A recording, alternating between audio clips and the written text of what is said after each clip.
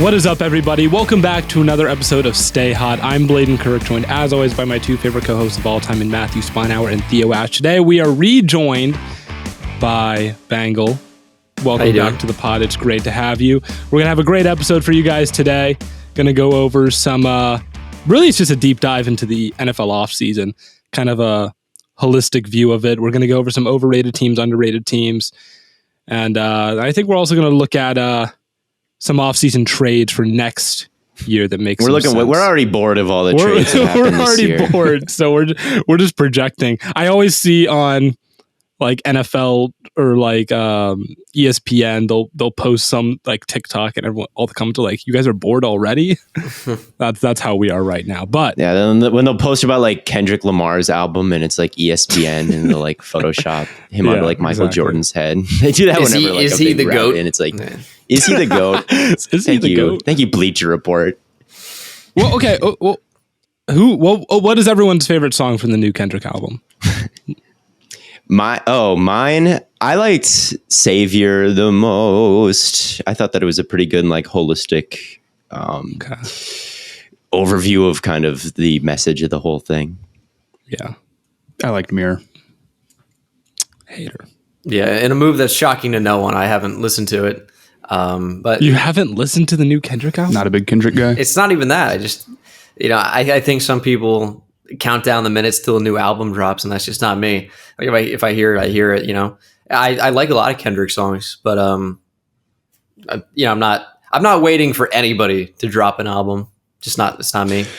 Not stay up until not anybody. 12, but you're not waiting on anyone to drop an album. If Leonard Skinner comes back from the dead and comes out with a new album, I'd be the first to check that out.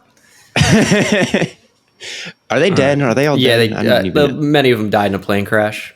What? Pretty well. A lot of the classic rock, all the classic rock people are dying in plane crash. Like, what is with that? But all of them? All right. All of them. I guess the ones that are still living go on a no-fly list. It's coming, though. They all, like Jim Croce and everybody in the American Pie song and Leonard Skinner. Yeah, he's not really classic rock. I don't even know who that is. You don't know box number 10? You don't know Bad Leroy Brown? What's happening right now? Where's Ashton Kutcher? Is this an episode of Punk'd? What's going on here? Yeah. Anyway. What are we talking about? What are we talking about? Let's talk about some football. As always, remember to subscribe to the YouTube channel. We brought Bengal back. Go subscribe to Bengal's YouTube as well. Yeah, please. The deal we have around here is anytime something good happens to Stay Hot, you have to subscribe to the YouTube channel. Bengal's back on Stay Hot. That's a good thing. So go subscribe to us. Go subscribe to him. Underrated teams. There's a lot of teams that had good off seasons. A lot of teams that had bad off seasons. Every fan base thinks their team is good right now. What are we judging? I don't know about underrated on now? Like by Vegas expectations or by Twitter expectations? Let's go by just a team, both really. I think like a team that you think I guess I could start off. I think the Raiders are underrated, and I think that most people acknowledge that they're good, but I think that they might win their division and be Super Bowl contenders. And I don't know what their Vegas over under is, and they're plus 3960 to win it all. Okay, that's pretty. And like I feel like most people, if they're ranking the AFC West, are probably going to slot the Raiders in last. Caesars actually has plus 5,000. Sorry. Jeez. Okay. But I think that's good because it's like if it's third down, right? You've got Adams, Renfro, Waller. You've got Josh Jacobs, Drake, a decent offensive line, a pretty good quarterback. You've got an edge rushing duo of Crosby and Chandler Jones. You could do a lot worse. If the secondary can kind of turn it on, and they can even have the defense they did last year, because it was surprisingly okay considering what they had on paper. If the defense can just get a little bit better from where they were last year, I think that they are legitimate Super Bowl contenders and kind of a powerhouse with that offense. I think that they're super slept on. I think that because you look at that division and it's like, okay, all those teams are really good. And I think Denver, it's like they have the good defense. They just got, Wilson. That's a big upgrade. But look at the Raiders passing game. I probably prefer it over Denver's. No. Yeah, I seriously might. I seriously might. And especially it's tough with because Judy and what I didn't really see much about that, but I know. I think that he'll be stuff. okay. It's mostly, I looked at the facts of that case, and mostly he was like, I don't know if it's his wife or his girlfriend, wanted her stuff back, and he was kind of keeping it from her. It wasn't like a physical abuse situation. It was like, give me my stuff back. It's in your car and you won't let me get it, or something that like reminds, that. So that reminds me wasn't of sophomore year of high school. Yeah, it wasn't like something crazy. So he'll probably be all right, is like in terms of playing the season. But if his off-field stuff is any indication, he's probably going to get locked down on the field. So I would watch out for that. Yeah. One of the best route runners in the league getting locked in. He's interesting because I think like a lot of his problems have to do with physically tracking the football. Like he can get open, but like looking the football into his hand and like tracking it over his shoulder has been a little bit of a problem with him. And it's like, you can be as open as you want, but if you can't do that, like Judy still needs to like show it for me, you know? Right. That's fair. No, I don't hate the Raiders over, Denver. FanDuel has the Raiders at plus 4,000 to win the Super Bowl. The one thing that I saw Jordan Palmer was talking about the fit with Russell Wilson in Denver, and he thinks that it'll be one of the smoothest transitions we've ever seen of a quarterback. See, I don't think that's true because Russell Wilson doesn't run offenses the way that other quarterbacks do. He is not a system quarterback. He has gone through so many offensive coordinators in his career, and all of them, he plays the exact same way, right? I mean, he was supposed to play like the Rams style. They brought like a McVay guy in, and he was still throwing moon balls left and right, and breaking the pocket and throwing nothing over the middle. So like, I can tell you what offense he's going to play in Denver, and it's going to be Russell Wilson ball, the way it's always been. So Jordan Palmer is, I think, kind of capping on that. Much love to him, though. He's showing his. Not that Russell Wilson ball is a bad thing. It just is like, it's just not a structured thing, Fair enough. I don't know. The Raiders, definitely being under. You look at Miami. Miami's ranked higher than them. Right. In odds I'd rather to win it. I'd rather be the Raiders than. I'd rather be the Raiders than Miami, Minnesota, Arizona, which is a team I think we'll get to a little bit later. But yeah, Raiders are definitely interesting. If you guys don't, gun to your head, who do you have winning that division? Like everybody, I'm going to say the Raiders. Screw it, I'm going to say the Raiders. Yeah, I just think I think they are the worst team in the division, but they are quite good. I just think it's going to be kind of just a tough situation for them, and I do worry about Josh McDaniels as head coach. I know a lot's changed, but it's kind of tough not to remember. Last time when he was the Broncos head coach, things didn't exactly go as planned. So I'm always going to be a little bit questionable of first-year head coaches. And I know he has done it before, but we haven't seen it in a while. So I have problems there. And I know how dysfunctional the Raiders are just at the top, and it always seems to kind of trickle down. I would say probably I kind of want to bet on the Chargers, but I'm going to take the Chargers. I think they've taken a big jump. That's fair. Okay. The Chiefs are great, but I can't pick the number one. They're always going to be good. Like the Chiefs are the safe bet, but it's too lame. It is lame. Blade, did you have a take on this?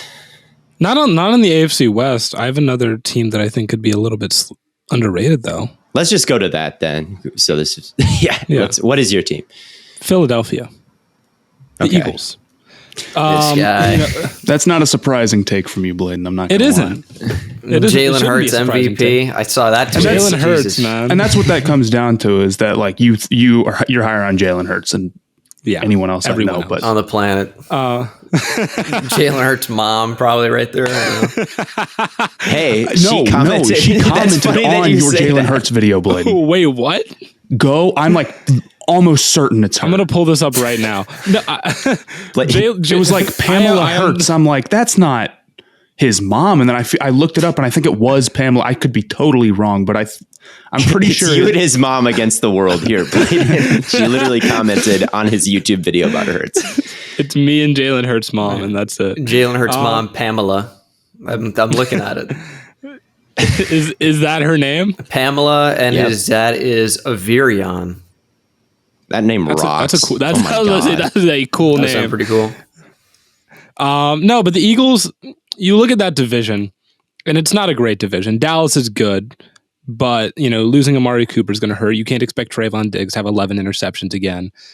I do think Philly is at the very least should be second in that division. There's no reason they can't go toe to toe with Dallas, though. Their defense is significantly better. Or maybe not significantly better, but getting Jordan Davis I think helps out a lot.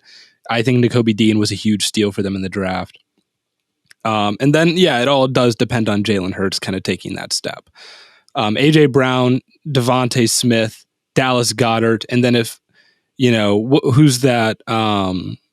Quez Watkins. If Quez Watkins is Quez Watkins is kind of nice. If he's your fourth option, I'm Pascal really from happy. the Colts is good depth. Greg Ward. It's like I think they've got some depth at wide receiver. Obviously, They do. superstars back there, but like capable starters. I like the receiving group right now. So if you get, and they had the number one rushing offense last year. So if you're like, you have a top 5 rushing offense, because I won't expect them to be number 1 again. If you have a top 5 rushing offense, and then maybe a top 10 passing offense is what it could be, right? That's a Super Bowl caliber team. I don't see why it can't be. You'll need the defense to step up, obviously, and I think Hurts every single year. I think that there are quarterbacks that fool people, whether that be Jimmy G, or whether that be Baker, or whether that be I'm trying to think of all the guys who've done it Goff did it a couple years ago. They would have good seasons, but I just don't think you're going to win it off the strength of Jalen Hurts' arm. You look at his stats in games where he has to throw it over 30 times. He's really never done that efficiently, like actually thrown it a lot in a game and continued to be efficient when he has to do that. And it's like, yes, they were the number 1 rushing offense, and they were built off of a lot of running in the football, and they had a good offensive line. It's just Hurts. I just don't trust him. I like Hurts. Seems like a great guy, but I've seen a lot of projections. I've seen a lot of projections that the Eagles could have the number 1 pass blocking offensive line this year. They might, but Hurts is just the guy I don't trust. And I guess the secondary a little bit. Jalen Hurts always gets better. That's the problem. He does. He has gotten better every year. I love Jalen Hurts. I like him pretty good too. I think their passing game will be passable, even if Hurts isn't, crazy high level thrower yet. But what's their under over at right now for Vegas? To win the Super Bowl? 8.5. Or I was thinking win total. I think 8.5. I think over 9 wins for them is pretty doable. Right. If it's 8.5, I would say, they're underrated. The one team that I think is really crazy underrated win total wise is the Saints. They're at 7.5. Ooh, wow. And they play the Panthers twice and the Falcons twice. And dude, I think I didn't agree with everything they did this offseason, but I think they got better. And we're talking about a team that won 9 games last year with their starting quarterback missing half the season. I agree with that a lot. Their passing game should be, and Michael Thomas missing the entire season. Right, their passing game should be the most improved, if not one of the most improved, right? Yes. And you add Olave and Landry to that. I mean, I think that's a completely different team now. I think defensively they didn't really take a big step back, in my opinion. And I think the concern is Sean Payton's gone, but I agree, Theo. You've been talking about it a lot. I don't think they're going to take that big of a step back. I mean, the Saints being a 7-win team would mean that they're pretty bad. They'd have to be pretty bad to get under 8 wins. What does their schedule look like right now? They play the Panthers twice, the Falcons twice, and the Seahawks. Those are their games where you're they should win those. They have a lot of other tough teams. They play the NFC West, which is tough, and they play the AFC North, which is tough. But when you look at that, it's maybe they do play a lot of tough games, but they only got to steal a few, right? Right. And I think they can go toe to toe with some of those teams anyway. Obviously, it's not like a 1-for-1 comparison, but I mean, the Saints came out and whooped the Packers in Week 1 last year, Yeah, and they own the Buccaneers. That's own true. the Buccaneers. Yeah. Bucks cannot beat the Saints. They I'd will say- win at least one this year, though. I think their odds of winning the division are higher than their odds of having less than 8 wins.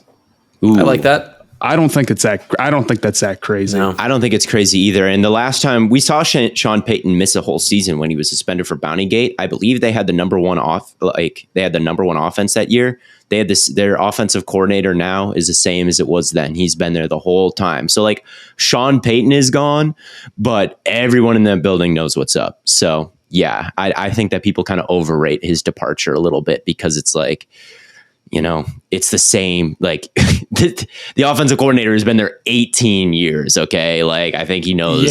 What and I see a lot of people, I see people give Washington a lot of credit. They're like, oh, well, like there was like an RT3 bit where he was talking about, well, if Carson Wentz can be 2017 again, and I'm like, I think people give Carson Wentz a lot more credit than they give Jameis Winston. And I don't think that's fair. Yeah, Winston was pretty good last year in the small sample size we saw him in. Yeah. I would be concerned about Winston in the playoffs just because you need to be consistent, and if you lose a game, you're screwed. And I don't know if I trust Jameis to do that. But as a regular season quarterback, I think that he can carry your team a little bit. So maybe not carry them, keep them afloat or put some points on the board. I'm looking at it here. I don't know how Pete Carmichael Jr. can be the offensive coordinator for the Saints from 2009 to now. And I've never heard his name before. I had never heard it either. I had never heard it either until I looked it up. Pete like, Carmichael Jr. I hadn't heard it till shout out my boy Pete. I mean, that's tough. He's got to be the longest tenured offensive coordinator that 99% of people have never heard of. Never in any coaching conversations as many great offenses as the Saints have had during that crazy time. He must just not want to do it. He must just that MF loves the Saints. Like, right.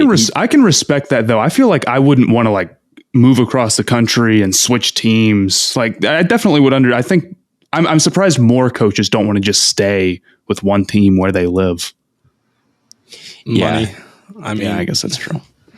I don't know. We were talking about this. We were talking about this on the last episode.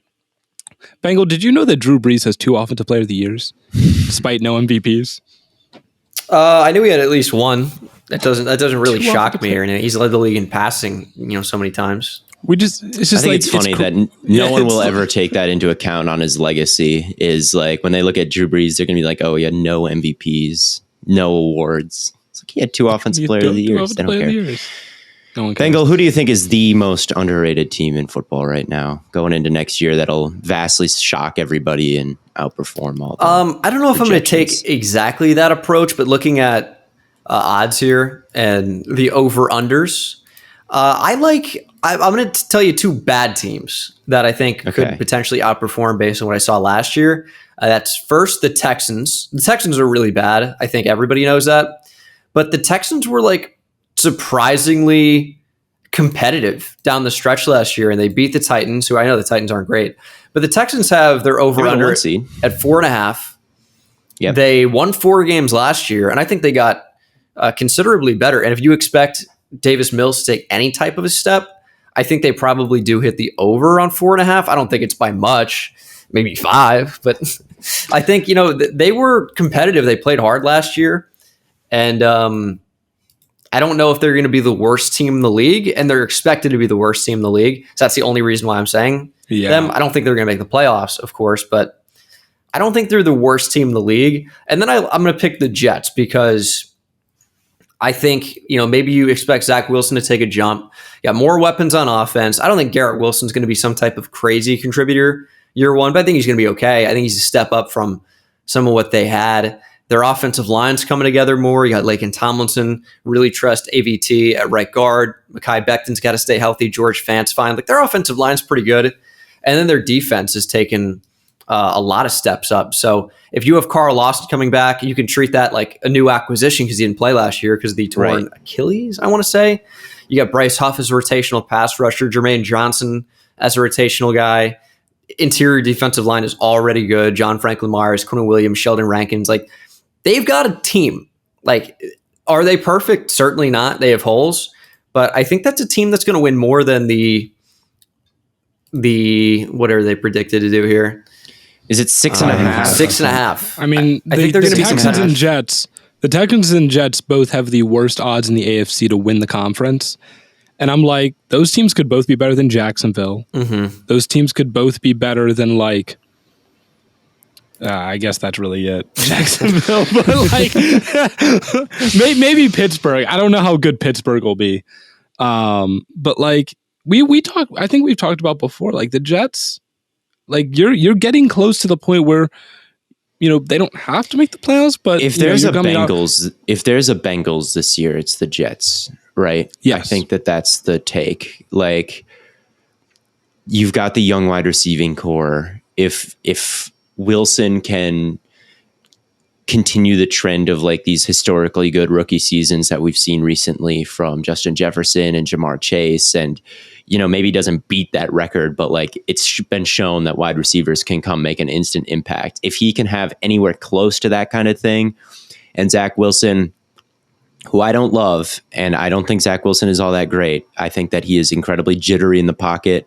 And when he's under pressure, he has a horrible habit of just running straight backwards. If he can get a little bit more poised and like just calm down a little bit, you know, he has the talent to be like an MVP, like a Joe Burrow caliber jump, you know? So, and the defense could be underrated. It's like, if there is a Bengals this year that goes from like the third worst team in football or the fourth worst team in football to like a surprise Super Bowl run, it's incredibly unlikely, but it's probably the Jets, right? And I'll give you one more real quick, not Jets related, just because I'm on it. I don't know how many I can really give you, but the Steelers over under is 7.5, and that is the easiest over of my entire life. The Steelers have not won fewer than 8 games since 2003, when Bill Cowher was the head coach. I would take over 7.5 with my life on the line. Now, I might be wrong, but like, I think you have to. I think you have to. I've lost a bet with my life on the line on this podcast before, and then I doubled down. So you doubled down and lost again. I'm in debt. What was that one? That was Jamison Williams, the first wide receiver off the board in the draft. That was kind of crazy to double down on that, but especially off the ACL. Yeah, well, it sounded like all the teams had him as wide receiver 1, right? That was the hype on Twitter, is like, oh, look out for Jamison Williams. His odds shot up to be like a top 10 pick. And it was like he's working out, he's so ahead of schedule on his ACL. And if Ruggs went 12th overall and was the first wide receiver taken in his class, right? And Waddle went like 5th overall or 6th overall or something like that. He's probably a better prospect than Ruggs and a worse prospect than Waddle. And even with the ACL, I kind of expected him to go in between that range, where he goes ahead of where Ruggs went with 12 and a little bit behind. And that would put him in the top 10. And it's like, well, if Drake London doesn't go before him or Wilson, if like that was my bet. I really thought that he was going to like speed kills. John Ross went top 10, you know.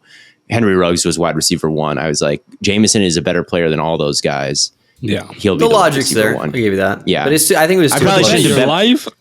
To bet my life on it was probably a little too close. silly. Now someone's got to come kill me, but I agree with the Steelers. I mean, if they did it last Vegas. year with Big Ben at quarterback, I'm not like a big Pickett guy or anything, but I do feel like it's a little. And their bit of O-line improved. Right. Yes. Right. Their offense should easily be better, I feel like, or at least have, you know, a chance for more explosive plays.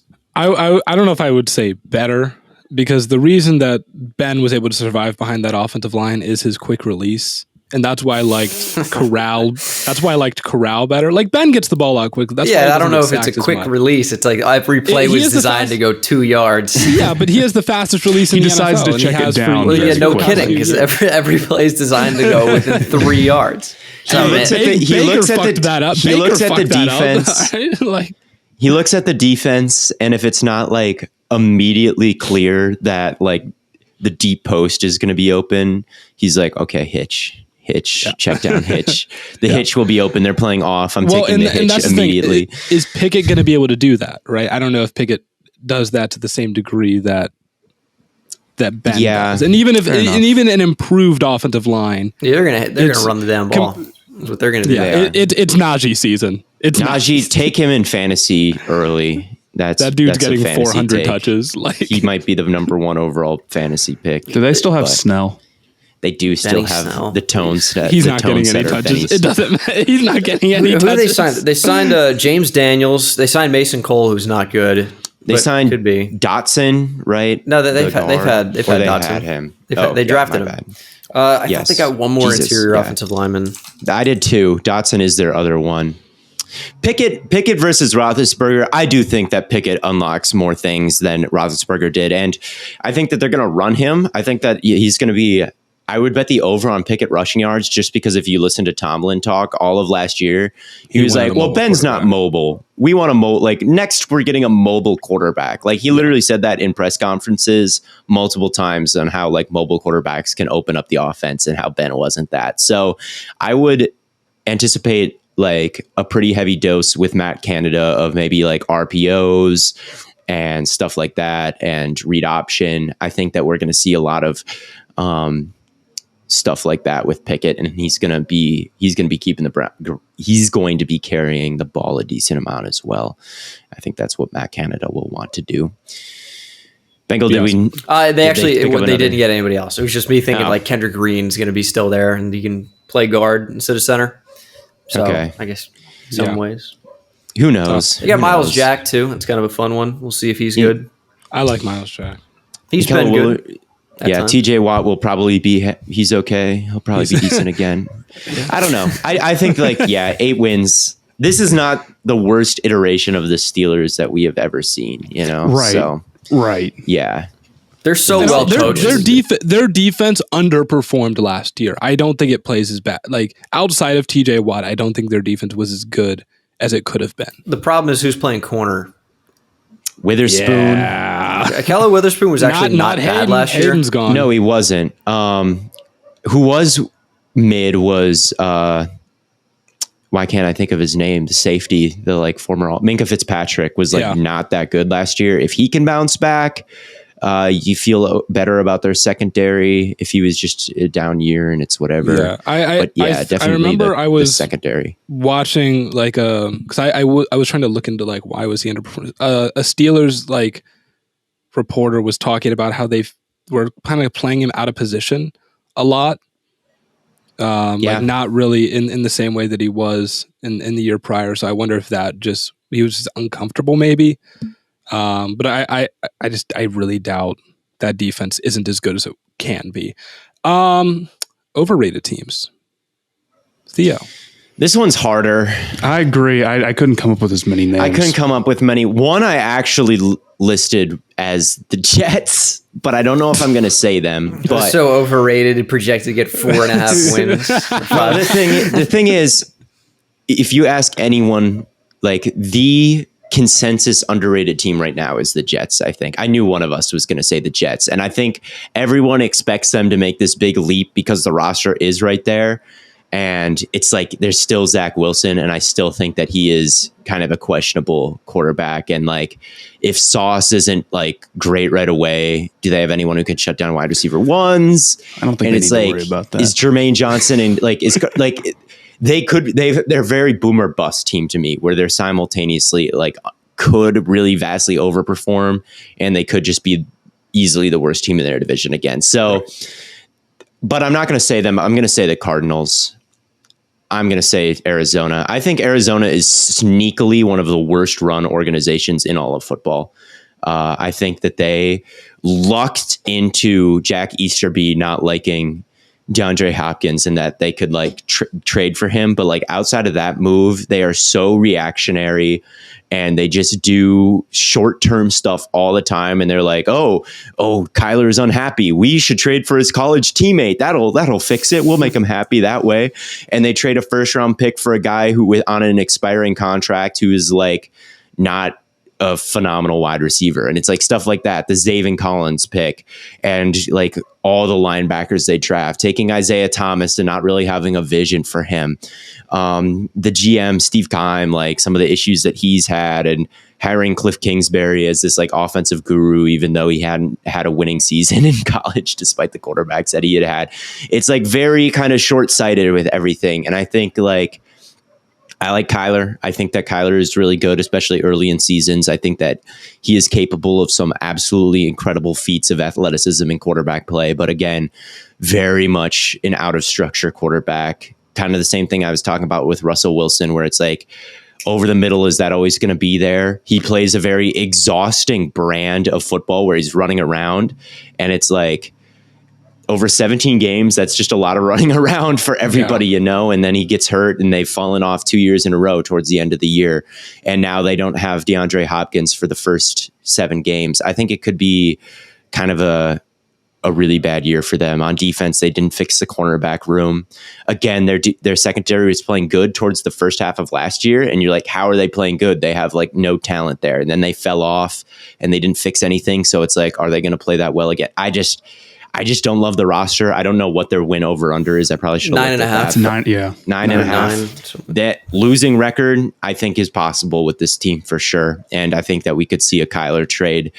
I think we could really see a Kyler to the Eagles trade after this or something like that. We'll get into that segment. We'll get into that. I've already made that take. So I think like Kyler could be the next big quarterback trade, a la Matthew Stafford, a la Russell Wilson. I really think that could happen. So they lost Chandler Jones too. I think that's they lost pretty Chandler huge Jones. loss. Yep. I feel like teams kind of figured out the blueprint on how to stop the Cardinals a little bit. And then when you force Kyler Murray to take what's there, it's not really his game. And I don't know. I agree with you. You took mine of the Cardinals. Yeah. I think they're not great. And at 9.5, I think you do probably take the under. Mm-hmm. Yeah.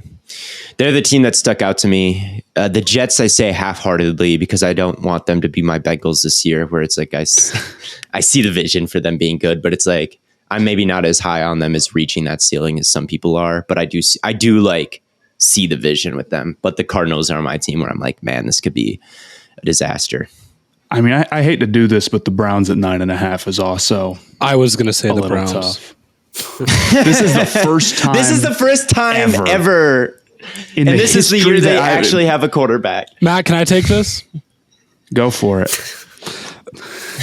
Well, first of all, I put out the Browns are going to go 13-4 like prediction on Twitter. That's assuming that the Browns have Deshaun Watson for the entire season.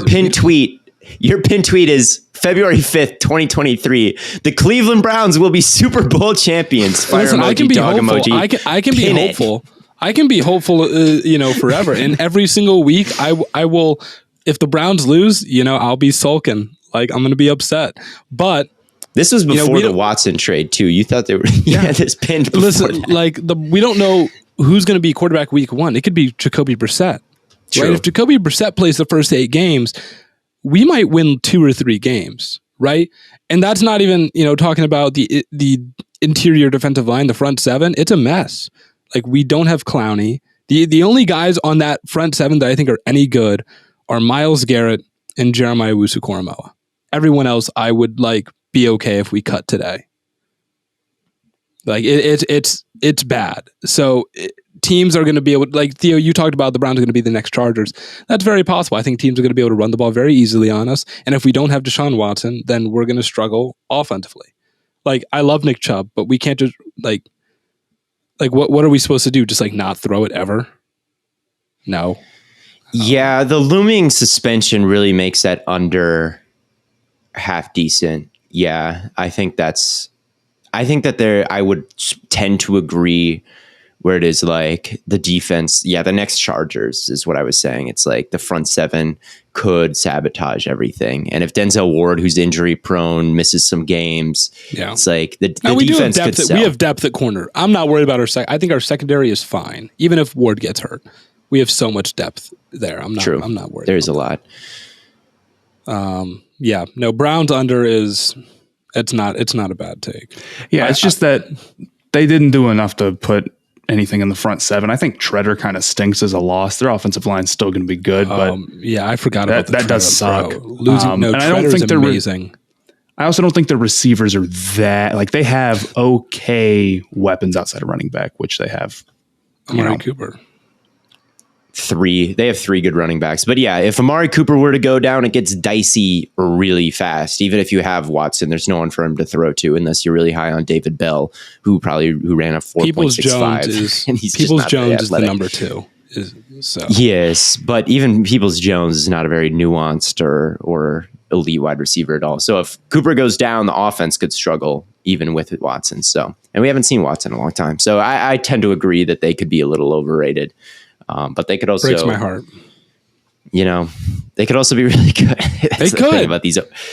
No one gets mad at if you say someone is underrated and they fail. No one gets mad at you. If you say someone is overrated and they succeed, everyone is pissed. So whenever you talk about overrated teams, you kind of got to put in the. I won't put out this take of my personal just because I got to keep my brand as the over enthusiastic Browns fan, but. Scary. Very scary. Bengal, do you have anybody who's not the Cardinals or nope? Just the Cardinals? Fair.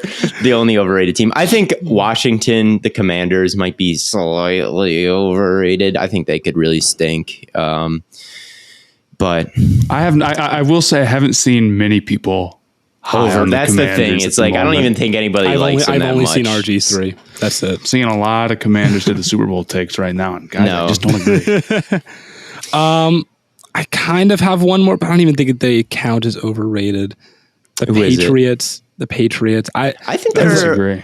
What's their over under projection? Because Patriots are 8.5. That's about right. Yeah, that's probably fine. I don't know. I'm just like I look at their roster and I'm just like not. Yeah, but they're the Patriots. They don't need the guy. That's the thing. It's the Patriots, right? It's Bill Belichick, and the offensive line is good, and they can run the ball. And it's like even if Mac Jones is peaked, that offense is going to be fine. The one I am worried that like losing J.C. Jackson might hurt them. I think their corners could really struggle. Like because I think their best guy is Jalen Mills. Yeah, you're probably right about that. They have good safeties. Kyle Duggar and McCourty. Kyle Duggar is nice. But yeah, the corners could get torched, sadly. Oh, Malcolm Butler back. It's gonna be a lot of too high with the Patriots this year. I think Jonathan Jones is probably their best corner. He's listed as CB3 right now. How old is he at this point? 25. Oh, is he? Am I thinking of a different guy? Anyway, okay. Yeah, you're right. He's 28 actually. Okay. Yeah, that's still not as old as I thought. I kind of thought he was in his 30s. Are you thinking of Jonathan Joseph? I might be. Jonathan Jones. He's like 40. Jones has had some good years in the past. Last year, Jonathan Jones, I feel like underperformed. Am I wrong? I think it's probably about fair. I think he's fine. I thought he was fine. I don't know. I'm excited for their rookies, Jones, Jack, and Marcus. Jack Jones played for ASU. And Jack Jones was my favorite. I go to ASU. He was my second favorite ASU player ever behind Frank Darby. Jack Jones rocks. That guy is like 5'9", and he's probably like a 24-year-old rookie. And one time he robbed a Panda Express. That's true. That's true. He got kicked out of USC, which is why ASU could even play with him in the first place. But he is it. I swear to God, he is it. No, I totally agree with that. I really liked him when I watched him. He was someone I watched in the summer of last year, and I was pretty impressed. And then he came back and was good. He's going to be good in New England, I think. And so is Marcus Jones. They're both very small. Yeah, he's a stud though. But they're real quick. And Jones is just like electric. I remember when he got a pick and then he was getting tackled and he lateraled it to the guy behind him like in a second. And it was a touchdown. It was a touchdown, which is just like moxie and baller football play. And I do like that. I actually didn't hate their draft. No, I liked it. I did.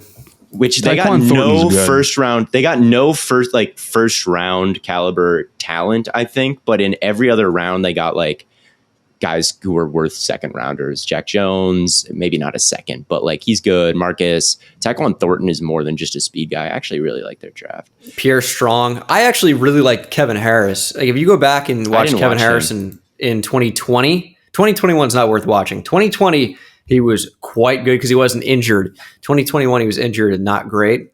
But the way I kind of broke this down was like, what happens if one back gets injured? Like let's say Damian Harris gets injured, and running backs get injured all the time. Then you have Ramondre Stevenson, you have James White, who's not even a running back really. He's a receiver out of the backfield, so he doesn't count. And then you drafted Pierre Strong, you drafted Kevin Harris. Patriots love running back by committee anyway. I don't think they have too many running backs with 5 because James White barely counts, and if one guy gets injured, you're going to need him to play. So I didn't mind that at all, especially like down the board. There's never not going to be fresh legs in their backfield. Mm-hmm. And I also think they've got a deep wide receiver. Like Kendrick Bourne, I think, is underrated. They got Devontae Parker. Parker is okay. And there's Hunter Henry and Jonnu Smith. And who am I thinking? Jacoby Myers. It's like they've got a bunch of depth. Got Devontae like they Parker, can survive. Ty they can survive. They got everybody. Nelson Aguilar. They don't have star power, but they can survive like any injury, which I think is an interesting thing for them. And they're the Patriots. So I don't know. I don't think they're super overrated. No, I think they're underrated. If anything, I actually listed them as a team I thought was potentially underrated because they don't have star power. Oh, yeah. Back to ASU for just a quick second. You have Jack Jones and Frank Darby above Brandon Ayuk all time? Not that he wasn't better, just my favorite. And just like, and Darby was really good at ASU. Mm-hmm. He really was. His efficiency was so crazy. Like every time Jaden Daniels targeted him on a deep ball, I'd be willing to bet his passer rating was damn near perfect. It worked every time. I would just call it out in the like run the touchdown play, which is Frank Darby like up the right sideline. And he was just like a really electric personality as well, like just kind of a fun guy. So totally fair. Yeah, I'm not talking like the best players I've ever seen play at ASU. I loved Ayuk, but like in terms of like my favorite players that I've watched, it's Jack Jones and it's Frank Darby. I just those guys were just a total treat to watch all the time and good. I don't know so much about Jack Jones's personality, but Frank Darby for me was like high level. The other guy, Bunkley Sheldon. They have got a guy named Bunkley Sheldon. I can't remember his first name. Number 6. He's a freshman. He's going to get drafted. He's going to be a really good wide receiver. His last name? His name is Bunkley Sheldon. His first name's really long as well. It's like, or is maybe it like a hyphenated last name? It might be. No, yes, Bunkley Sheldon. Okay. It's LV Bunkley Shelton. Yeah, LV Bunkley Sheldon is nice. He's really nice. What is the LV? Watch out for him. It's something crazy, but yeah, LV Bunkley Sheldon. If his name is Louis Vuitton, that would be unbelievable. Now Louis Vuitton is in. He's a luxury for the Arizona State football program, which is kind of in shambles right now. I can't believe they didn't fire Herm Edwards. Oh, it's just Levon. Just Levon. Is it? I thought it was longer than that. But yeah, LV Bunkley Sheldon. You heard it here first. Is he him? He is him. He is him. You know what else is him? Our good friends over at PrizePicks, where they make daily fantasy easy. Banger, you're going to get to hear me do a live read. Live. It's very exciting for him. Never done one of these before. PrizePicks offers more NBA props than any other DFS operator and offers every player and stat category you can think of. You pick 2 to 5 players and an over-under on their projections, and you can win up to 10 times on any entry, and it's just you versus the projected numbers. Bengal, do you know baseball players by chance? I know baseball players. Can you give me any baseball player? You got to be a hitter? Don't care. Tommy Kahnle. Tommy Kahnle? PrizePicks allows for mixed sport entry. So, for example, you could take the over on Tommy Kahnle and the under on John Morant in the same entry. And users that deposit and use our promo code will receive a 100% deposit match up to $100. Just be sure to use the promo code STAYHOT. So don't hesitate. Check out PrizePicks.com. Use the promo code STAYHOT or go to your app store and download the app today. PrizePicks is where they make daily fantasy easy. Thank you for helping me out with that, Bengal. Oh, yeah. You wouldn't believe how few baseball players Blaiden knows. We were quizzing him before the game. We asked him who Ohtani was, and he said, I don't know who that is. Ooh, brutal. I know. Yeah. I don't watch baseball at all. Do you know how many innings are in a baseball game? I want to see how far this goes. 9. Okay, good. Okay, good. Do you know what happens if 9 innings happen and it's still tied? Well, don't they just keep going? Well, what's it called? Is it not called overtime? Like, well, first of all, there it is. Well, hold on, no. There it is. So if you're talking like if it's tied and it's the bottom of the 9th, and then there's like 3 outs, what happens, right? Yeah. I have no. What do they go into? They go the into world explodes. They give up. Is it just extra innings? It is extra innings. There we go. Okay. If it's a 2-3 count, right? I think I have that right. 2-3 count, Nope. And they hit a foul. Not a count. 3-2 count. Yep, there 3-2 you go. count. Now I don't even know what I'm talking about. 2-3 count would be a strikeout. Yes. I don't even know what that is. What's a 3-2 count? 3 balls, 2 strikes. Oh, okay. It's a count of how many pitches. They hit a foul ball. They hit a foul ball on a 3-2 count. Is the guy struck out? What happens? You can't be struck out on a foul. Okay. Unless it's a bunt and it's a foul ball on a bunt with 2 strikes. How do you foul ball on a bunt? You don't put it into play. What do you? I don't know. Yeah. I don't know. If you bunt, it can go like You go bunt a 90 mile per hour slider and tell me how easy it is. Put that in play. Fair enough. You're the ninja. Like, how do these kickers miss? I don't understand. That was so funny. I love that tweet so much. Surely there's got to be guys out there that can make them.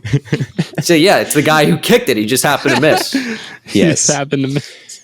But All yes, right. okay. You know baseball to the extent where you know the rules. What happens if it's a 2-2 game and the score goes to 3-2? What is that like? What is that called? What did they get? What? Like, what's the scoring? They get something? What's the scoring? Someone passes home and they get a point. What do they call that? Dude. Wait, what the fuck? Like, what are we doing here? I'm just curious. It's called a run. Oh, yeah. Like, you could have just. Who won? How am I supposed to describe that without saying? I don't know. That was like a really weird way to. Yeah, no, you're not wrong. I know what a run is. But okay, then answer the question next time. Who won the World Series last year? Oh, I have no fucking clue. Can you name one player on the Dodgers? Nope. That's not true. You definitely can. No, I don't. Like, I know players, but I couldn't tell you who they. Like, I asked him if he knew who Mookie Betts was, and he said no. And I also asked him if he knew Freddie Freeman, and he also said no. In the last episode. I know Mike Trout, but I don't know who he plays. Do you know Clayton Kershaw? Yeah, that's what he's got to know. Clayton Kershaw. You've never heard of Clayton Kershaw? No, I know who Aaron Judge is. I don't know who he plays. Hey, go Yankees! Let's go. And I know I can't remember his first name, but Lindor, and I don't know who Francisco. He's on the Mets now. Francisco Lindor. Okay, that's who Didn't you know. He used to play for the Guardians. Well, he never played for the Guardians actually, but he played for the Indians. The team that shall not be named out of Cleveland. Yes. You know Francisco Lindor, but not Clayton Kershaw or Mookie Betts. Yeah. You don't know Mookie? I'm starting to think you might be racist. I don't know.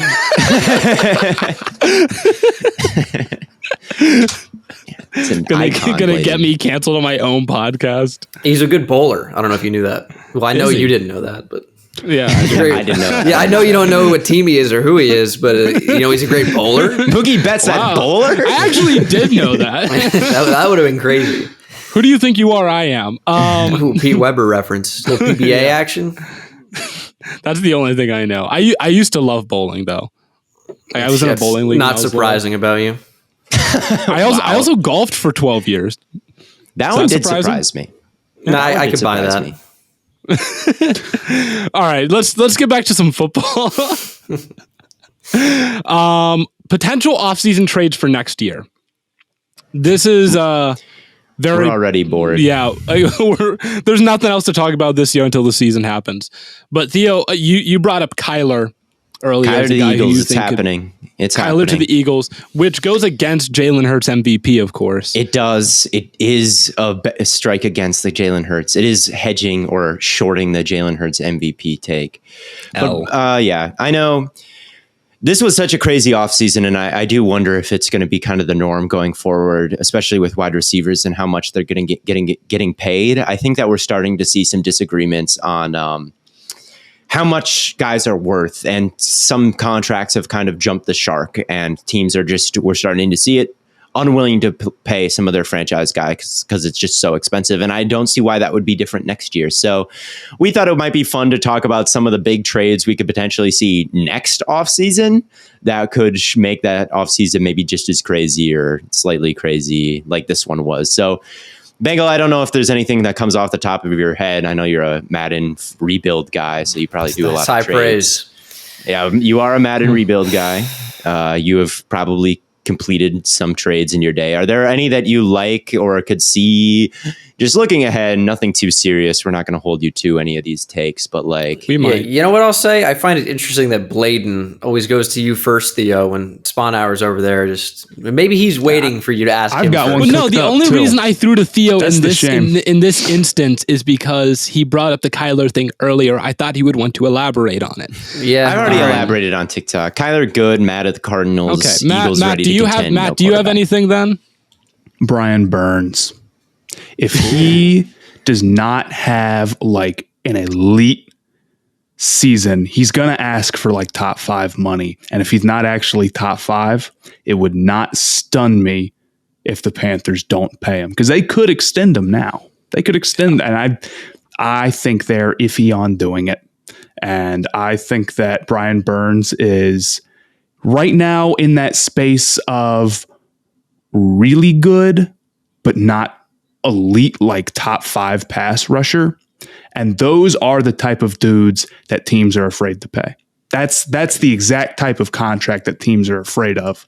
So I think that it depends totally on this season. And I love Brian Burns. So I don't think it's impossible that they do, that he does take that next step and then they'll pay him and then this isn't worth talking about. But if he's about where he was last season, and I honestly don't know how much he's going to improve setting the edge, and he doesn't, put up a crazy, crazy pass rushing season, I don't know. They didn't pay Reddick, and he didn't cost that much. And honestly, he produced just as well, if not better, than Burns last year. So I'd be interesting to see if they actually end up keeping him. I was going to go in a similar direction, and I was going to say Chase Young. I could see a world where he, is coming off the torn ACL, had a poor season this year, even before that, where he wasn't generating a lot of pressure and he wasn't getting sacks. Next year, let's say he bounces back a decent amount, gets double-digit sacks, and it's his 3rd year in the league. We just saw A.J. Brown get traded after his 3rd year in the league. And Washington is like, you're a good player, a really good player, a young defensive end, which is one of the more valuable positions in football. But the pressure rate is still a little bit low. We don't think that you're worth being the highest paid defensive end in all of football after a kind of a bounce back year. I think that there's a world where, and I also think there's a world where players who play in Washington would just like to leave because Washington is kind of a disaster. Kind of the same thing for McLaurin. I could see a world where they just are not that interested into that franchise just because they're a unmitigated disaster with Daniel Snyder being under investigation by the FBI and players always getting hurt on their field, and trading for Wentz, who's kind of been a locker room question mark these past couple of years. I could see a world where Chase Young gets traded to a team like maybe the Falcons, who are going to have a quarterback on a rookie deal and haven't had a really good edge rusher since John Abraham in 2010. They might be interested in a guy like Chase Young and would be willing to give up a lot for him. And I don't know if I think he might take a step. But I don't know if if he has the edge rushing moves to be a top guy, he could get paid as. I don't know. I think that he could be on. I think that could be a crazy trade that we see next season. Yeah, like DK Metcalf, probably. I think the Seahawks said they were trying to bring him back and they expect to, but they also said they weren't going to trade Russell Wilson. So I don't believe them. DK, final year, bad team. I could see him getting moved. I thought he was actually going to get traded during the draft. I thought that could happen. He was going to get traded too. I think that the Seahawks think that they're still a contending team. I really think that Pete Carroll expects to win right now, and they might get a cold glass of water on them, and maybe after this year they start to blow it up. But yeah, I could definitely see one of those two moving after this season. I mean, you when you think about a coaching staff and players, they're not going to be oh well, we don't think we're going to be good. Of course they think they're going to be good. everyone thinks they're going to be good in practice, right? That is the expectation, is that you're good, right? But like, DK, in the ownership room, maybe it's a little bit different. But DK with the wide receiver, but the money wide receivers are getting, like, is DK, would you rather trade him or would you rather pay him that much money, right? Yeah. I can see that for sure. I don't know. Or Lockett, that's the other guy. It's like maybe it's one of those two. Who knows? They want to move that. When is Lockett's contract up? Because I feel like it might be, because DK is relatively soon. I mean, he was also in DK's conversations this offseason about getting traded, right? Is Lockett going to get traded? That name was also out there. So it's definitely not impossible. He is under contract through 2025. So unrestricted free agent in 2026. So he is under contract. Would cost them $14 million to move him after 2023. So they got a lot of dead cap if they move him this year or next year. I don't think that it's that feasible looking at the contract. Not next Bengal, this isn't at least. This isn't really a massive trade like in the future, but what do you think about Kadarius Toney? Do you think he'll get moved at any point this season, or do you think, like, since the Giants say they don't want to? So I mean, I can only go at what Joe Shane and company say, but you figured if they were going to move him, which doesn't really make sense to, they would have tried to do it already. Right. So I don't think anything happens. I don't know what the real motivation would be. I don't know what they would get back from. Wan'Dale Robinson pick was interesting because Wan'Dale's kind of a gadgety guy with maybe some yak ability that kind of fills the role. I don't think Wan'Dale's nearly as good at it. I'm not a big Wan'Dale Robinson fan, but that pick kind of was interesting to me. It's like, Tony's in all these trade rumors, and then you kind of take this like gadgety yak receiver in the second round, like overdraft him. I thought that was interesting. Yeah, that was my first reaction was, they're going to move Kadarius Toney. They drafted his replacement essentially. But Shane says, like, why not have two of those guys on the field at the same time? And, who are you going to cover? How are you going to handle that? So I think that's one way to look at it. Yeah, you probably cover Toney, I don't know. Did you watch Wan'Dale? What did you think of Wan'Dale Robinson? Wan'Dale is definitely good. Questions about his size. He's real small. Yeah. But no, like, there are times where he does show off being a good route runner or, going up and getting the football, especially through contact. But I mean, he's got a small catch radius. He's a little dude. I think he's probably more of a gadget player, but could he be a plus slot guy? I think so. He's twitchy, and those guys can usually develop running routes. It's not a question of, their hips or their feet. Like it could come together. So I'm just never a big fan of little guys.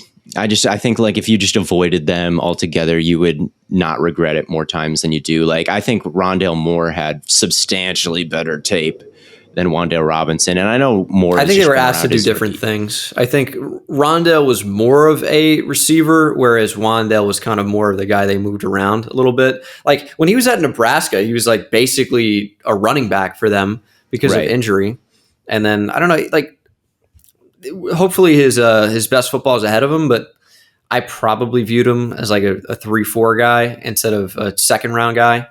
So, I mean, I was not thrilled with the pick, but I could see him being quite productive. Like it wouldn't surprise me.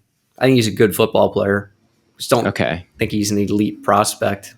All right. Okay. I was just wondering where your head was at on the Toney thing. Yeah, I thought trades here. I would have been happy with other players at that spot, but we'll see. Yeah. I'm not the biggest Wan'Dale fan, but at any rate, I thought it was interesting that they. Yeah, I mean, I love Sky Moore, but it was clear. I did too. He went weirdly low to me. Yeah, I don't know because like he is small, but he has like huge hands. Like those weren't a problem at all. I don't know. He's got that dog in him. He does. But I think it was clear the Giants were just doing kind of what the Bills did, which was taking players for their offense. Like they had a vision of the type of guy they wanted, and they got that player in every round outside the first. Like they got the rush Mike in Micah McFadden from Indiana. They got another gadget type player in Wan'Dale Robinson. They were looking for a potential starter at left guard. They take Josh Azudu, who's played left tackle and left guard at UNC. So I think they had a vision of what they wanted. I mean, Daniel Bellinger out of San Diego State, the tight end. They got a guy who's pretty good at blocking, can be a red zone guy, eventual starting tight end. I like Daniel Bellinger a lot. So I think they just had a vision of what they wanted. Dane Belton, kind of like backup safety, overhang guy, move him around.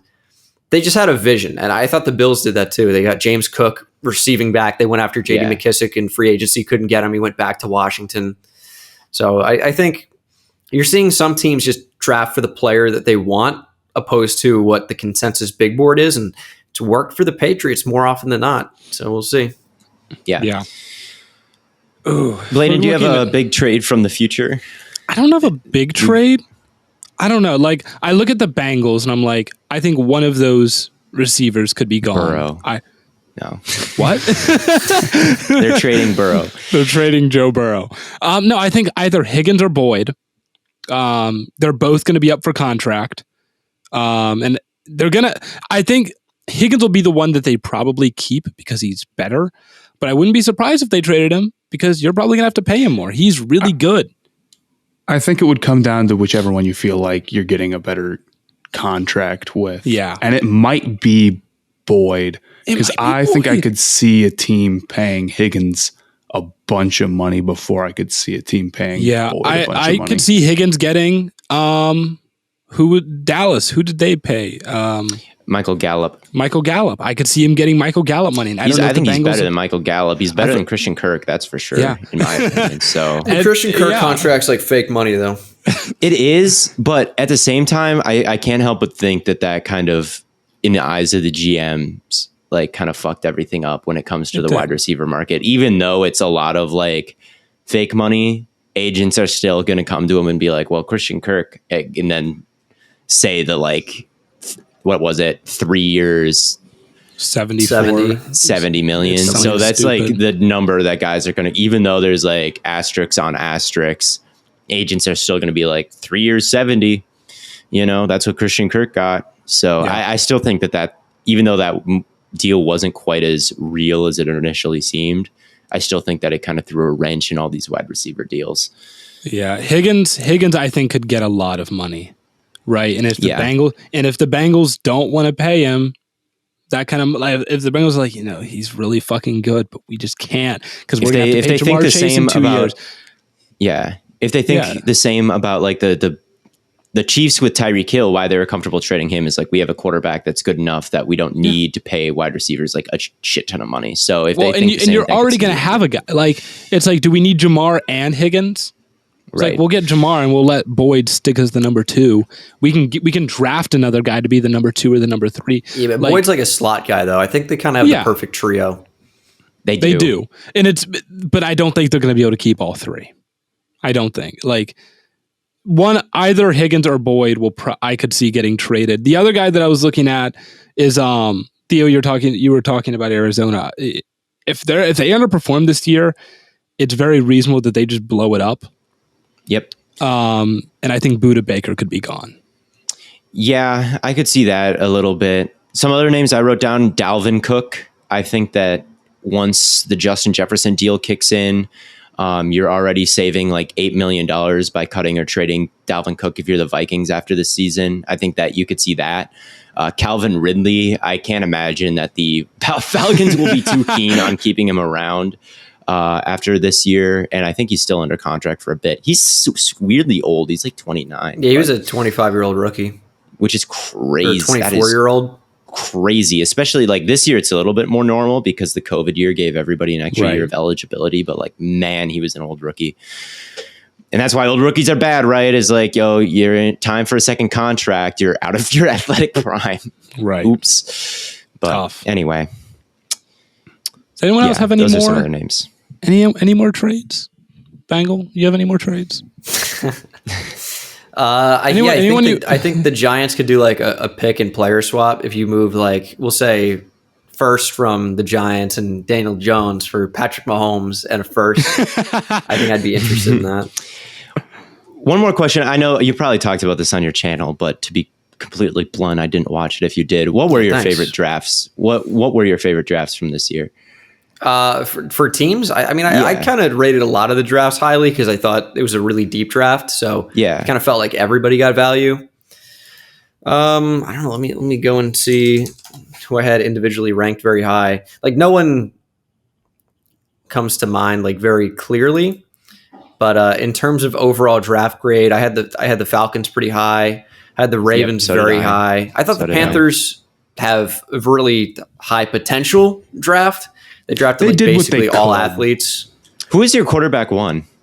I like Malik Willis just because basically with Justin Herbert and Josh Allen, it's like when you bet on the Patrick Mahomes, you bet on the upside. It's like that seems to be the trend lately in guys going to situation. But like as funny as it sounds, I think it's so tough to pick a QB1 before you see what team they go to, which is crazy. But basically, especially with this class on tape, it's like a lot of them are kind of around the same range, like a lot of round 2 grades. Yeah. It's like Kenny Pickett, depending on where he goes, I think is going to be pretty productive. He's on the Steelers. I think he's going to be fine. Ritter, I think, could be fine. Malik Willis could end up being fine or better than fine in like 3 years. So it kind of depends. I like the potential of Willis. I was shocked he fell as far as he did. He is obviously a work in progress, but I feel like when you talk about like everything he has going for him, which is big arm, like coachability, he's got the personality, like those are like really important with quarterback more than a lot of other positions. So I feel like somebody was going to take a shot on him in round 2 or early in round 3, but no, it's crazy he fell so far to me. Yeah, I had a 3rd round grade on him, so like I guess it's not crazy that he went in the 3rd round, but it is crazy to me that he fell that far. Like I did not considering the hype that was surrounding him in the draft million years think he would actually go in the 3rd round. Sam Howell at the top of round 5, I mean, I think is crazy. Sam Howell doesn't eat red meat and has never tried seafood. He sadly will never be an elite quarterback. I need a guy who's willing to try new things as a quarterback. I can't have someone with this 6-year-old mentality that he's never tried seafood because he likes chicken tenders. Let me force feed this man some scallops. I'm dead serious. I would not draft scallops. He'll be a Hall of Famer. What if he's allergic? He's not allergic. He's not a vegan. He's not allergic. He's just an incredibly picky eater. And it's like, get out of here with that. I need someone who's got that. Like, I feel like I'm watching fucking draft day, dude. Like, yeah, none of his teammates went to his birthday party. He did nothing wrong in draft day. Okay. Unironically, he took a linebacker at 1. Unironically, if the star quarterback had no one at his birthday party, that would be a bit of a red flag for sure. It would be like he would be undraftable. But you know who's exactly that guy? Oh, none of his teammates went to his birthday party. Aaron Rodgers. So like I don't want to hear it. That's not true. Bakhtiari loves him. They go to the Derby all the time, the Kentucky Derby. But yeah, you're right. You hear what I'm saying though, at least. Yeah, I know what you mean. And honestly, I don't blame Adams for being like, Green Bay's been a kind of dramatic guy. I don't think I'll sign a contract. Hey, maybe there's a reason. Oh yeah, you want to go to the less dramatic Las Vegas? Nothing happens there. Yeah, nothing. Hey, but Derek Carr is always Derek Carr, man. He's like best buddies with. I mean, they went to Fresno State, best friends. They got houses Everyone together. loves Derek Carr, man. I was talking to Ben Solak from The Ringer. He was in Phoenix, and I went and had coffee with him, and we were talking about under the new CBA. Teams can't like use their facilities and to work out in the off season. Like they can't make their quarterbacks or wide receivers or anybody work out. But obviously the teams still want their guys to work out in the off season, right? So like you want quarterbacks who wide receivers will just go work out. Like they like the quarterback enough that they can get the wide receivers to work out with them in the off season. So like drafting a not cringe quarterback is more important than ever now because wide receivers got to hang out with this guy on their own during the offseason. That's why Kirk Cousins isn't a top 10 quarterback. I don't care what the stats say. No intangibles, okay? He's all his teammates do not like Kirk Cousins. You don't think Kirk's hitting the gritty with Justin Jefferson off camera? No, he's not. Kirk is just like Bible camp counselor vibes, right? Like that guy is just like... Kirk Cousins wears cargo shorts by choice. Oh, absolutely. He doesn't swear. You like that. You like that. Like, again, the cornerback room is watching that like, who is this this white dude, you know, he's like not the guy who you want to go into battle with. All right. You need guys like that. Also, I know I just made fun of cargo shorts. This is all to say, Sam Howell is not that guy, because people are going to look at him and be like, what do you mean you've never had like shrimp before and you eat chicken tenders all the time? I'm not going to work out with you. I said, Matt. Cringe. Because it's you can't be a cringe quarter. Well, you can be, because Russell Wilson is, and so is Patrick Mahomes a little bit. But you know, you can't, as a rookie, you just need a. He's not the personality. He doesn't have the personality, sadly, and it's. I see it as him not feeling the need to fit in. You know, he's willing to do his own thing and blaze his own path. You need to fit in, though. I moved him up a couple rounds when I heard that personally. No, can't be a loser. No. You can't be a loser. He's like brave. He would rather bring his own chicken meal than just order something off the menu. I think that's pretty. I don't respect that. It's somebody who knows what he wants. Theo, if we went to dinner, me, you, Matt, Bengal, we all go to dinner, and I bring chicken tenders in like a Tupperware container. I'm berating you the entire dinner. Okay, I'm literally not shutting up about that. But see, that's funny, right? It would be like comical. I would not find it. No, I would legitimately be angry. What if we were all meeting each other for the first time? We had would you like make fun? You would be like mad at Blaiden. I would be mad. Would you like not want to hang out with me again if that was like our first interaction? If we went to a steakhouse and you ordered chicken tenders off the menu, I would legitimately be disgusted. Yeah, it makes sense that Bird Boy would advocate for the chickens.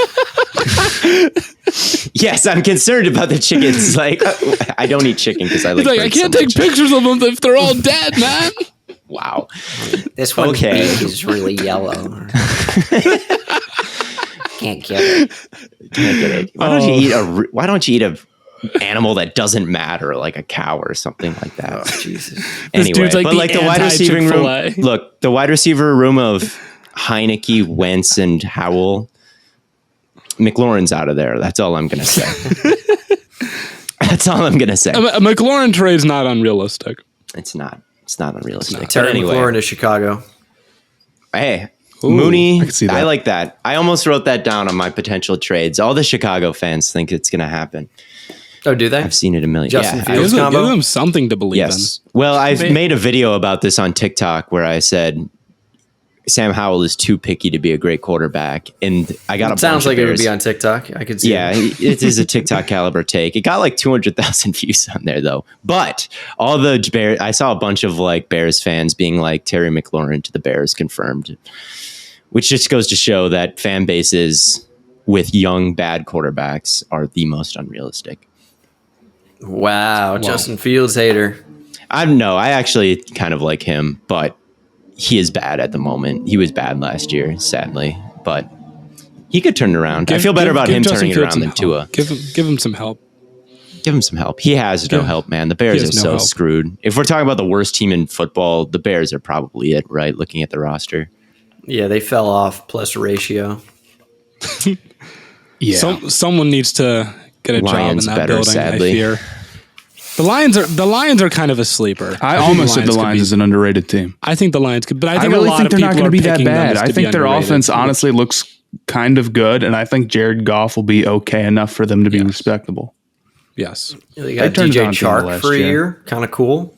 Amon-Ra St. Brown still there. Amon-Ra St. They've got good receivers. Hawkinson, offensive line solid. They got Moxie coming together for them. You know, they got some swagger to them. They got that dog in them. They got that dog in them. The Lions collectively have that boy nice syndrome. They have no primetime games, and they're going to feel slighted by the league. They're going to say that's just an extra chip on their shoulder. That is, I made that tweet and I made the TikTok. The Washington football team in 2020 was not scheduled to have a primetime game. They ended up having one against the Steelers because of a COVID reschedule, but like they ended up making the playoffs at 7-9. I don't think like an 8-9 playoff Lions team isn't that crazy. It's going to end up being that no bitches meme, but no prime time. No prime time. No, no prime time. But unless you guys have anything else, I have. I'm going to give you some time back. I need to go visit my grandparents. That pretty much wraps things up for us. As always, tons of content coming away on all platforms. We will be back what is it, Friday, talk about the NBA playoffs. Thank you so much, Bengal, for coming back. Yeah, call me your favorite Bengals fan, Lemon Bud. Please. What would you prefer your nickname to be? What would you prefer your nickname to be? How about you treat me with some respect and don't give me a nickname? Your name is your name really Bengal? We gave Richard Jefferson. We gave Richard Jefferson Egg Boy. You think you're more Hollywood? You think you're more Hollywood than Richard Jefferson? It's not about Hollywood. You ever had Richard Jefferson as a real peer? He doesn't follow me back on Twitter. I'll tell you that much. Yeah, probably because you called him Egg Boy. He likes it though. We talked about it to him at the beginning. He was like, please make fun of me. That's how I make my money. Is people make fun of me. To be fair, I guess I did call Saquon Soupquan Chunkley to his face during a Campbell's ad read. To his face. That's he was on call. I'm like, how about Soupquan Chunkley? And he didn't like it. He didn't like it. That's tough. I think he's like, I don't know about that one. But we were doing a Campbell's Saquon's ad. getting traded, I fear. He's requesting a trade just because of that. But as always, don't miss out on all the great content coming away on all platforms. From Bird Boy, Corn Boy, Lemon Boy, and your favorite Bengals fan, everyone's favorite Bengals fan. We will catch you all on the flip. You're such a disrespectful little shit.